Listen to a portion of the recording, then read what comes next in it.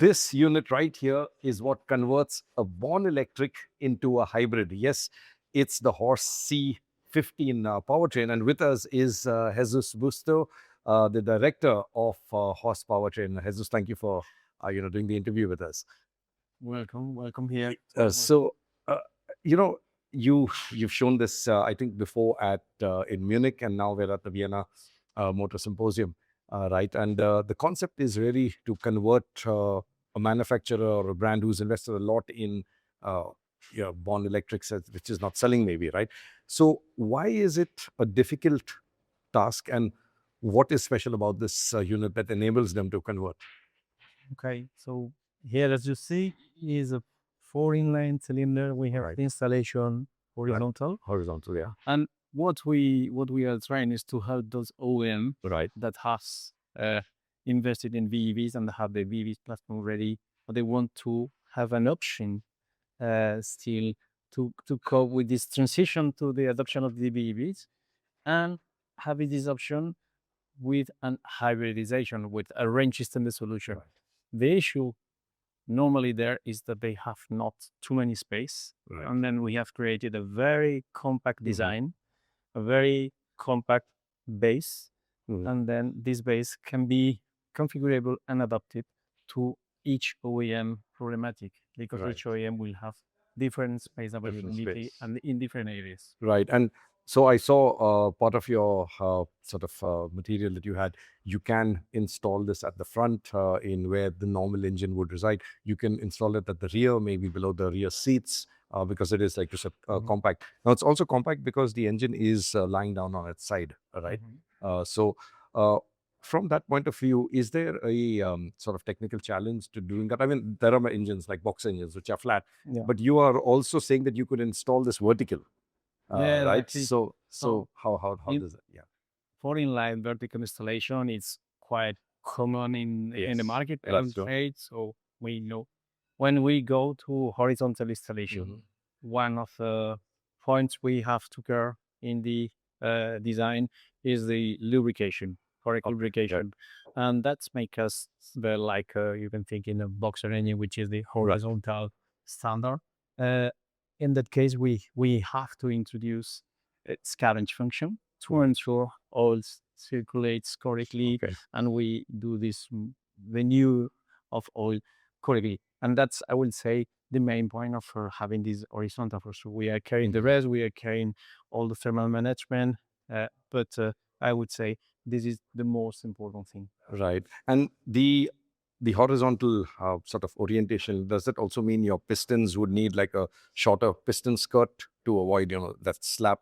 And does that help the compact dimension in any way? No, not really, Okay. but it is a good question. It's also part of the engineering check Okay. that we need to ensure piston and ring piston design, Okay. the movement of the global crankturn. Right. It is okay in these operating conditions too. Right. Okay, but yeah, I would say Okay. nothing that we are not knowing. Got it. And you've also presented this like this is the base unit, right? You've got the combustion engine here. You've got the power electronics, the inverter here, It's an engine. and then yeah, with the generator as well, right? So it's all integrated. You got the generator, inverter, Yeah. and the combustion unit here. But you said you also can sort of add on components, like you can turbocharge this, right? You can change the I think the layout of the intake and the exhaust. Are they all modular?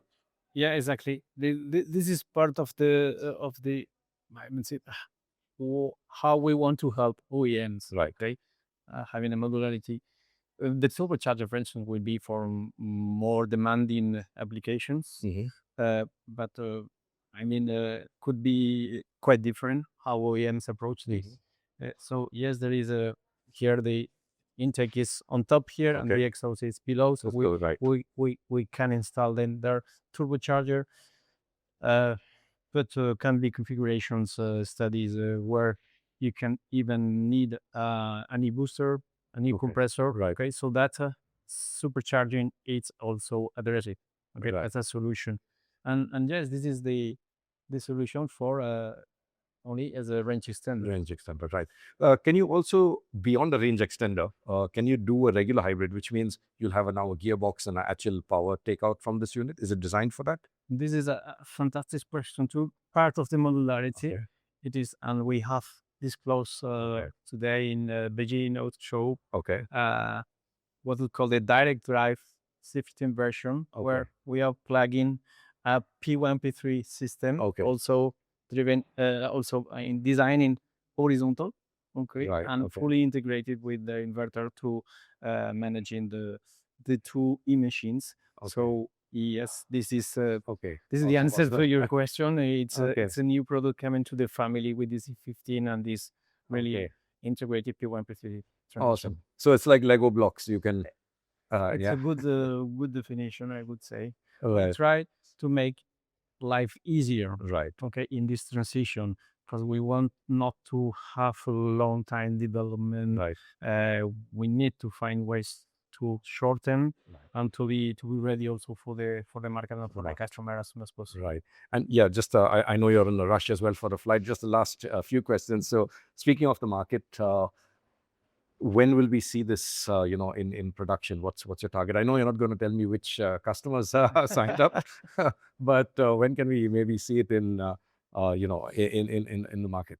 So what is it's true is what you say we cannot disclose, but what is in good way is to see it in the market early 2028.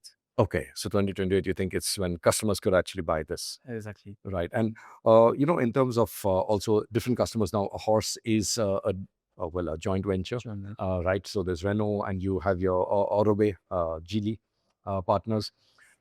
Is this a solution only for those brands then, Renault, Nissan and Geely, or is this open to anyone? Like, I mean, in India, we have Mahindra, for example, which has invested a lot in a born electric platform.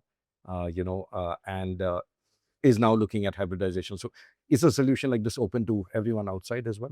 I really thank you for the question, because as Horse Powertrain, we are a global powertrain supplier. Okay. So we can discuss and make that integration in whichever OEM that is interested to discuss with us. Okay. Oh, okay. Awesome. Yes. So you are open to absolutely. And excellent. this is part of our new story. Right. Okay, and in Horse Powertrain. Right. Good. So thanks, Jesus, so much for the time here at the Vienna Motor Symposium, and we hope to see this in production really soon, I guess. Exactly. It's what we want all. Thank you. Thank you.